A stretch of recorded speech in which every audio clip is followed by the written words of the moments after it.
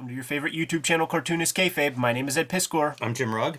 And it is still Kayfabe-tober for another day or two or a couple days. These are your drawing prompts to round things out. What a lot of people are doing are making zines and print-on-demand books with all of their contributions to Kayfabe-tober. We encourage you to do the same. But also, make sure you share the imagery online. You tag us, you at us, and we will share as many of these as we possibly can. Just recently, man, was the Aeon Flux. As of this recording, it was fun seeing a bunch of Aeon Fluxes flood the social media.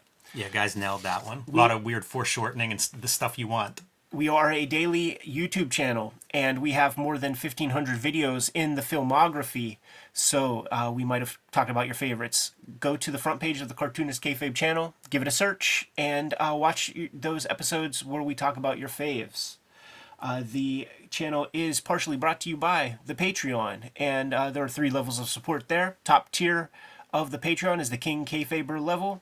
They're hanging out with us right now in our live stream recording session as we record these videos, but the other perk is they get all episodes completely edited and produced before anybody else. It mitigates the kayfabe effect and gives them the opportunity to scoop up the comics we talk about before Gen Pop sees these videos. Jimmy, Mark Millar, Frank Quitely, they do it again with the ambassadors. It was super impromptu when I was chatting with these fellas, and Mark was like, hey man, want to jump on and do a stream right before this thing came out, but just the stars did not align and we couldn't make that happen. But excited to give it a glance on the cam right now. It's always a treat when Frank Quitely, who could be getting paid big bucks doing anything but comics, jumps into the game to give us some more of that visual storytelling that he can do.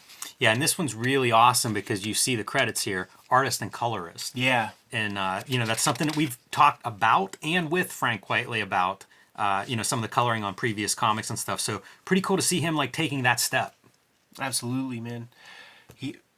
Uncle Mark really sold his soul to Netflix, man. Got to get that Netflix piece in there.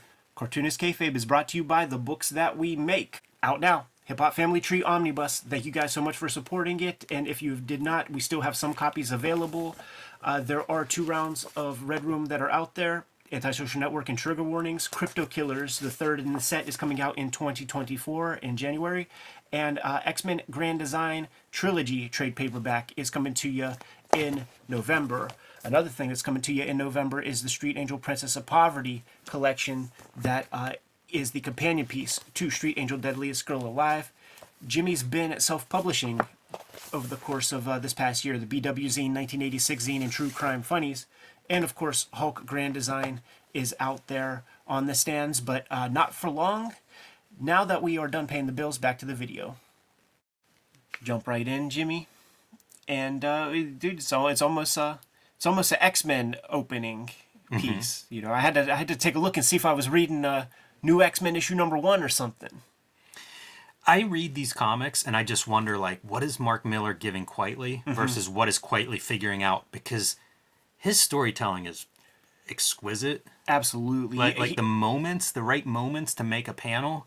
Absolutely. Yeah, he chooses these things, and I think that he labors on that intensely. If you watch that documentary about him, where I think he is working on probably Jupiter's Legacy. I think it's a Millar project that he's working on, and he's in the script. He's coming up with 5-10 compositions a panel, just trying to conceptualize the thing. But when you bring it all as a whole, including the page flips, it's there's really not too many other people doing it at that level. Maybe John Romita is at the same storytelling level in modern comics, but there's a lot to learn here. It's spectacular. And, right away you see some of the color stuff that he's doing. That yellow interiors are blue light, kind of drawing your eye right to it. I'm sure if you're looking at this on the screen, this is what you see, or those pops. Right. And almost color theory. If you had your color wheel here, it's almost your complementary colors in those blue and yellows. It's pretty neat. He also does a lot of this modeling, stuff like the lighting for your headlights. It's pretty advanced coloring stuff. It's not just flat color. So props to that. Yeah, totally. He's doing that thing too, man, where the far headlight is brighter than the one that's closer to the quote unquote camera. And extremely cinematic. You know what? You know what I will say, Jimmy. Looking at it printed up on this paper, because I read it digitally. Yeah. I do think that maybe Uncle Frank was the color looks different digitally, brighter, clearer. You could Higher see contrast. you could see more. It's almost always the case. You know, like you really, I think I've said before on the channel, for a while, if I was doing covers, I would do 2 files. Like one would be like, this is the digital file, this is your print file, because it's a chasm between the two. Yeah. So with Frank doing the I guess this is some of his first his first like computer color. Yeah, he may have done some covers. You know, like it wouldn't surprise me if he colored some of his covers, but I think this is his first comic color, I think. So it's the old Art Spiegelman thing. Comic is not complete until you see it in print, and a piece like that, and even this, like this is a very different experience for me, Jimmy. Actually, Yeah, a little bit dark on screen too. It's kind of disappointing in that way. This character design, I think, is amazing. Me too, man. Like I stared at that this time because I'd read this a while ago and then reread it this week, and just looking at that, it's bizarre. It's kind of a monkey, it's kind of a kid, it's kind of a monster. Very sentient. Not far from. I mean, if he's a monkey, that means we know his strength levels. So he also has the added Domu to him, where he could psychokinetically teleport shit. So he is little Billy Mooney from Twilight Zone. Like, you have to be on this little fucker's good side. Yes. Yeah, and you see this handler guy doing it too. Like, look, man, put the truck down easy. I give you some candy. He's trying to reason with him. Yeah, dude. Change the palette. It's a different scene. Let's go. And I think it shines pretty well here. Like your red plane definitely pops out against your blue and white sky. Right. Even a little bit of darkness inside the cockpit, because the background is light, not a problem. You have your very distinct shapes of your 2 pilots. I do think that Frank, he's using black in the mixture, and that's what happens. Like you could see this is gray into blue because there is some black in the mix. Coloring is line work. Yeah, various blues, right? You have depth. So he's selling depth. This is fantastic stuff. He's selling depth with line. The closer up clouds, bolder. The further clouds, thinner line. And he's communicating that with the colors that he's choosing for those outlines as well. And then you have your like little contrail type clouds way up there. Very observant guy. Definitely. And he doesn't put, like, good example right here. He doesn't put a line down that is meaningless. It all communicates the fabric of the textures, or man, I marvel at this kind of thing. It's what Jeff Darrow does as well, where it sells the trajectories of things. Yeah, and I think of both of those guys looking at like Otomo and celebrating him, because there's another guy who's going to draw all of this. Right. Yeah, no hiding anywhere here. And now that he's coloring it himself, really no hiding. I feel like this guy may be supposed to be Brian Cox. There's a lot of Brian Cox in that character. These faces are fascinating to me too, because that face it's cartooned in many ways. Yeah. But then I don't know. It's very formed. Like it's at times it looks almost like a real face. Maybe the coloring in the eyes or something. But from a drawing standpoint, it's very much a cartooned. I don't feel like he traced a photograph for it. Yeah, absolutely not. And it's a Quitely face. Like, you point this one out specifically, like, you see this face, that it's Frank Quitely. Seeing him do the color on top of that, man, it looks like a lot of extra labor put onto it. Way more than, a professional colorist would do. They would have their little radial blurs and this and that, whatever. But, like, there's so much modeling. There's a lot of colors in there. There's slight pink at the tip of the nose. It's the kind of pink that you could imagine in like a cold setting. Yeah, you can. I almost see it looking at it now, like around the eyes, just a little bit, like on your eyelids and the inside of the eyes, and then on the lips. You repeat that pink, and it'd be something like a painter would do. Now this gets fun. This comic gets real fun, man, because it becomes replace the space race with the race to superheroes and all the conspiracy theories that abound with that. You know, this Stanley Kubrick, Yep. fake the moon landing shit. Let's do Hollywood creates the superhero as a propaganda tool. I thought that was just a fantastic contribution to this comic. And I love this thing where it's like, this is what you see on film, and now let's pull the camera back and see like the whole studio setup. Right. I'm such a sucker for that kind of stuff. And then admitting that they couldn't get it right. Mm-hmm. See more of that black, and where this is like when you see the digital, and it's rare that you ever hear me promote the digital version, but you could just you see more of Quitely's labor. And I guess it doesn't matter, it's a dark setting or something, but he did the work. Right.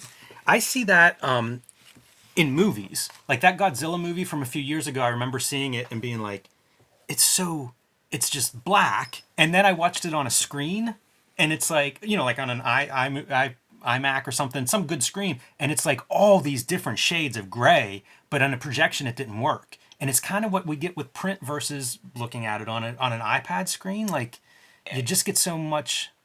It's a totally different experience. And I in this case, I really do think that it has everything to do with the black in the ink mixture for the color. Yeah, it probably does. Because you see it right there, but there's like none of it here in these other bits. Now, clearly, it's two different sequences. I do like that he even is thinking about film and building in like little film scratches digitally. That's really good. It's a piece of observation. I love the backlit. Yeah. Like if you step in front of a projection, how that looks. Right. Like that glow seems very effective to me. Totally.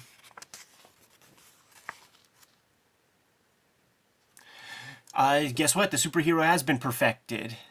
By private industry. Yeah, of course, right? So like it's even a call out to the Musk Bezos verse kind of.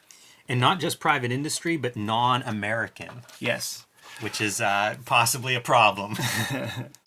And we get to see our cover protagonist in the mixture here, man, doing her presentation. She's doing her Steve Jobs. Here's the new iPhone type presentation.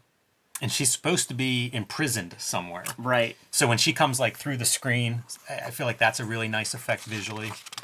There was this... Effect might even be the wrong word. Composition. Yeah. Just having her come through after the screen looks like it's going to be presentation, and then, nope, here I am. Listening to the tech podcasts that were... when they were sort of brand new, these guys...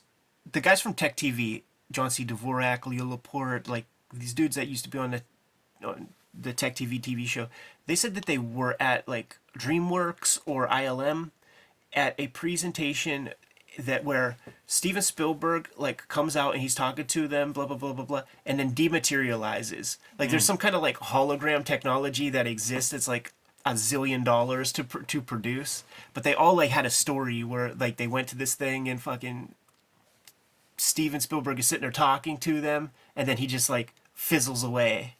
That's what that kind of feels like to me. Lost would have those scenes where someone would disappear, and they would not show it. They would kind of show like the other people seeing it, their reaction. And I remember thinking like, that's such a cool concept, because like if you disappeared right now, I am freaking out. That's the strangest experience of my life. And how would you show it? It'd be weird to have like, oh, he just became transparent. We've seen 1,000 of those in movies. Right. It's kind of dumb. But in real life, it would be this other thing. And I thought Lost handled that really well by not showing it. Right. Here's our girl in prison, and she's got a little phone propped up where she's watching the proceedings, and dematerializes that body into this form. So like her mind gets transmitted. Yeah, it's pretty good, because I think she's talking about like the time of like transfer. Right. And she's basically she's uploading. She's completing it. Yeah, she's uploading as we speak. Which once we get into biotech as the years go by, like maybe. And the old body, like very, very sickly, emaciated, not too much vibrancy. Like here's new bod, here's old bod. Even the hair, it's a cool detail. Yeah, the a little difference in ratty. hair. Thin. Man, it's like brains and stuff coming out. Oh yeah. Like if you look close, there are little bits that are like shiny. Yeah, he's got a little wet. We'll get there, man. And this was her partner who they had it framed her, essentially. Right. Took that technology, thought he was going to do something with it, and set her up. I found this coloring really exciting. I think of this as the Frank Quitely palette. Yeah. This is the kind of color that was in that Sandman Endless Nights, except he had a practical approach with that color, with like watercolors or whatever. Some of the other color that I see him do is of these sorts of hues. Pastel, very light. It's close to flat, you know, not if you very look at saturated. like the coats and stuff these guys are wearing. It's almost flat color, not quite flat. I like that move too, because I do a lot of flat coloring, but I like maybe a little bit of not quite flat. I think Frank had this hairstyle when I think you're right. when we chatted with him last. Maybe some auto bio here. Yeah, man. You get a lot of setup, you know, in this issue, so hard to tell where some of these stories go. But the big news is they're superheroes, and they're not American. They're not under government control. And she's like creating a game. Like she has the ability to create superheroes, and she's gonna bestow these powers upon people. But you have to prove your altruism and stuff. And right. And this is where the politicians are like, so you just got to be good. Yeah, right. Yeah, that guy's terrifying. It's amazing. So I'm lingering, man, just so that I can get to that page turn. Can I get to that page turn, Jimmy? One last thought on these dudes. It's the old white men that are terrified by this new idea, and Absolutely. I feel like this is Mark Millar's whole career in many ways. This looks like George C. Scott as Patton, or there was a Fox TV show in the 80s where he was the president of the United States. Clearly this is the president, but that feels George C. Scottish to me. Jimmy, can I turn it? We see dudes encroaching. We see guys coming up on our dude who's reading like a Shonen Jump or something. Yep. Can I turn it? Turn it, man. This is what we came for. Oh, we're not there yet. Like, oh yeah, we are. Okay, this right here. Now, when we talk about like the thought that Frank Quitely puts into his works, when you look at a piece like this and you look close, and you see the shards of bones, and you see the face that looks like it just dripped down, and the face dripped down beyond the eyeballs, and the tongue comes out of the teeth, but the exact right teeth as they kind of splay out and get spread out like a hand of cards. Yeah, it's amazing. Beads of fat with blood on top of them. And I wonder again, what's in the script, Mark? Yeah. You know, because this is almost like the perfect Mark Millar version of Stan Lee. Like, you gave me the panel, let me write a dialogue that somehow even pushes it further, describing like the skull crushing the brain like a grape. Yeah, man. It's really quite a show. So that's one. And then with this one, you see trajectory. Like you see the stuff that Dexter sees. You know, when it comes to studying the crime scene, you see like, you know, the center of the explosion. You see where it comes out. You see different kinds of flotsam and jetsam. Like you see the liquid, but then you see the chunks, and it's clearly coming from, you know, a central point. This is a great drawing. Yeah, I look at this and I just think like it's... Chris Ware comes to mind because of, I think, the palette. Mm-hmm. But there's also like, it's so mundane, right? It's this guy, it's almost a horizontal view of this dude sitting there finishing his drink. Despite the spectacular happening around him, it's so understated in many ways. Right. It's very, very bizarre as like essentially a superhero comic that doesn't look like a superhero comic. Right. And one of the best superhero artists who are able to do this stuff where it's like, let's play with these bodies, let's twist them up, let's cave in a skull, and yet completely different language than what you see in superhero comics. Totally. Mind-blowing stuff. You can see why a bunch of the best writers are lined up waiting to be like, hey, Frank, can you squeeze me in? I got a script that I'd love you to draw. Of course. And adding color to the palette, you know, to his box of tools is a fantastic revelation and a great new piece to the process. Seeing that he reserved that red throughout this issue. You know, you see it on the girl's suit a little bit or whatever, but Yeah, the red shows up once we get an actual superhero, and then it's like, oh, geez, we have another like there's a superhero at large out here, and look what he does. Yeah, and you see, no other competitive colors to that red on this spread of pages. Still continuing that pastel, except he's got that like very like say 10% black, 10% K over top of all of that. How do you do an issue 2 with a different art team? It's different. So it's just following different characters, I believe. Yeah. Different countries of characters and things. I guess maybe there'll be some intersection or whatever, but definitely super excited to. I don't know that we're gonna get. Put it this way, I think that the Frank Quitely comics that we're gonna get with the level of craft and work that he's putting into them, it might be few and far between from here on in. So this is reasonably new. Got to get it under the microscope. Yeah, I enjoy looking at it. It gives me a bunch more questions. Like I look forward to talking to Frank next time he comes on, because I'm very curious about all this stuff. It's a very different model too. The idea of you're going to spend this amount of time, and now you're doing one issue instead of a miniseries or a graphic novel. But a fascinating book. Like on its own merit. Like, wow, this is again. Whenever we talk about problems with the comic book format, this isn't one of them. Right. I think if you paid your $3-4 for this, you're getting something special. Nobody's hacking this one out. Well said. Good to go? Yep. Kayfabers, like, follow, subscribe to the YouTube channel. Hit the bell so that we can notify you when new videos are available. We are a daily YouTube channel with more than 1,500 videos at your disposal. We might have talked about some of your favorites, so search for your favorite comics on the front page of the Kayfabe YouTube channel. Hit the magnifying glass, search for your favorites, check out those episodes. If we did not talk about your favorite comics, you have to let us know in the comments so that we can push your faves a little bit higher up on our to-read piles and make those episodes for you as soon as possible. The Patreon exists for the King Kayfabers to get all of the videos before anybody else does. It mitigates the kayfabe effect. The things that we talk about on this channel, things like the Escapo trade paperback, whatever, they become very expensive if you can even find them online at all. And it's always the King Kayfabers who get earliest dibs at those copies by getting the fully produced videos, plus the live stream recording sessions that we do while we produce the videos. Ultimately, though, the videos are brought to you by the books that we make. Before you is a good smattering of our bibliography, but we make new comics all the time. So, Jimmy, let the people know what you got. I've been self-publishing lately. I have True Crime Funnies, a collection of 3 short nonfiction stories.